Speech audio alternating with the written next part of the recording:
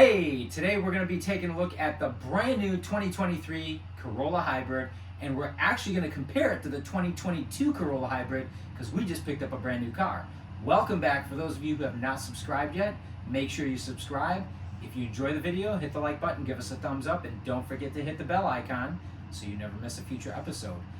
Let's get started. First, we're going to look at last year's model, the 2022. Come on, camera lady. Or actually, she can hand it over a little bit because we're going to do a hybrid video, just like the hybrid car here. So on our left, we got the 2022.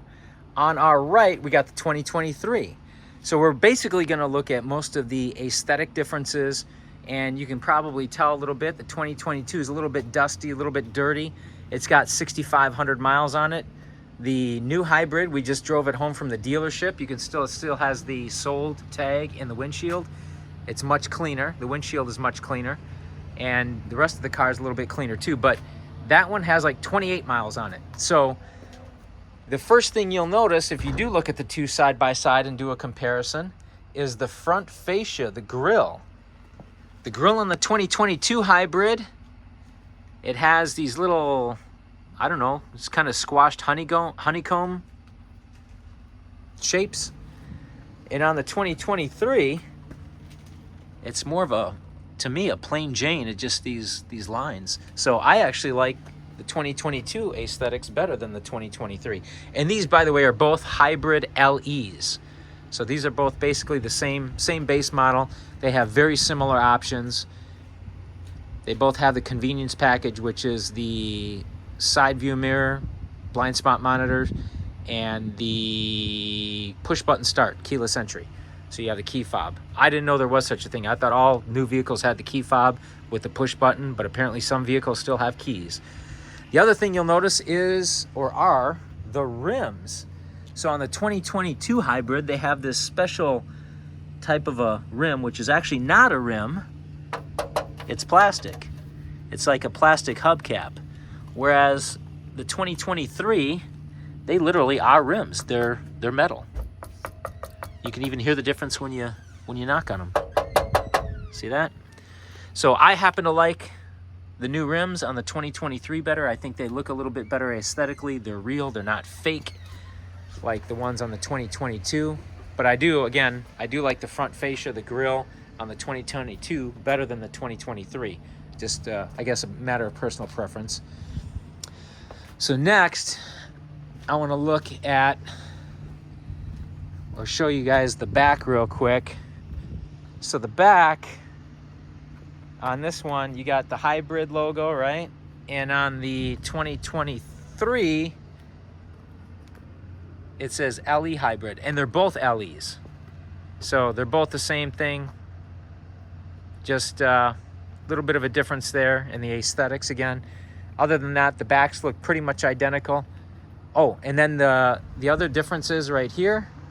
The logo on the back, this one, no, I guess they are. They are the same. No, yeah, they're the same. I thought they were different. Never mind. Okay. So the 2022, the other difference here, I'm going to show you guys real quick. I'm going to get in here. So we have two different color interiors. This one has the gray interior, which I prefer because it doesn't absorb as much heat. But one thing you're going to notice, and you can see this has got 6,500 miles on it. We're going to be actually selling this, but believe it or not. But when you start this thing up, you can see it's got a nice digital dash. Pretty much the whole thing is digital for the most part. The speedometer is digital. It does have little analog hands for the RPMs on the left and the fuel gauge on the right, as well as the temperature gauge on the bottom right. But everything else is digital. And this touch screen here, it's got all these physical buttons here you can see. It's got 4 physical buttons on each side. It's got a knob on each side. And the reason I'm pointing that out is because it is slightly different, or actually quite a bit different, in the 2023 model. But other than that, the interiors look kind of similar. although the color of this is different, obviously, than the other one. The other one's black, and you can see we're getting really good gas mileage here. We're getting over 61 miles per gallon, which is why we bought a hybrid, because we want to save on fuel. But so remember, you got this almost full digital display here in the 2022. You've got the buttons on the both left and right side, as well as the two knobs here, and we're going to compare that right now to the 2023 model.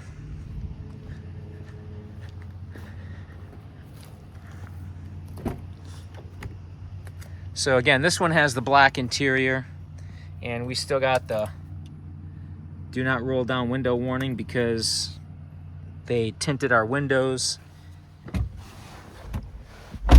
Okay, so this, you can see right away from the cluster gauge here that it has two analog clusters on the left and right for the RPM on the left and the speedometer on the right, which obviously I think most of you, just as I do, I like the digital one better. It just looks fancier, it looks newer. So I don't know why they changed it. Maybe they're cheaping out on us. They don't want to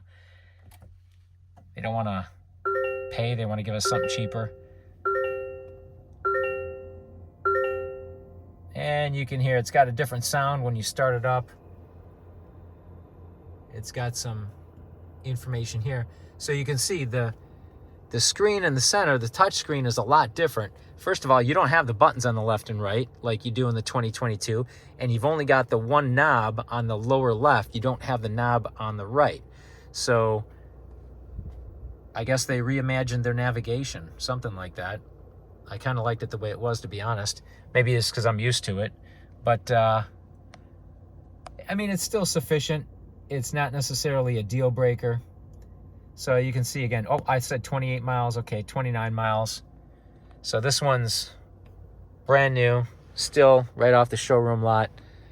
But everything else is pretty much standard. Everything else seems to be similar from one vehicle to another. They both seem to be pretty much the same, other than those features that I've showed you guys.